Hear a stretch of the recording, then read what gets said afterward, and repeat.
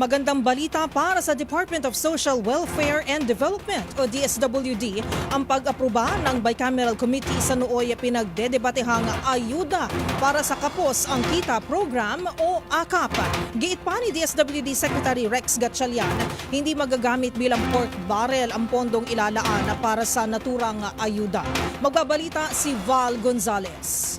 Ikinalugod ng Department of Social Welfare and Development o DSWD ang pagpapanatili sa budget na laan para sa ayuda para sa Kapusang Kita Program o AKAP para sa susunod na taon. Ayon kay DSWD spokesperson at Assistant Secretary Irene Dumlao, nangangahulugan ito ng tuloy-tuloy na serbisyong may bibigay sa mahihirap na Pilipino na makatatanggap ng tulong. Sa inaprobahan ng Bicameral Conference Committee para sa 2025 National Budget, naglaan ng 26 billion pesos ang gobyerno para sa AKAP program.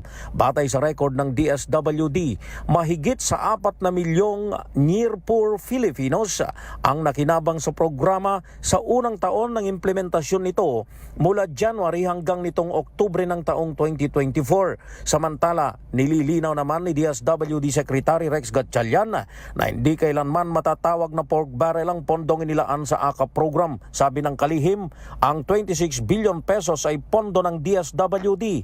Ang ahensya ang magpapatupad ng proyekto at hindi ang sinumang politiko. Ang AKAP program ay nagbibigay ng tulong pinansyal sa mga minimum wage earners o mga manggagawa na nasa low income category at karaniwang apektado ng mga pagtaas ng bilihin o ng inflation.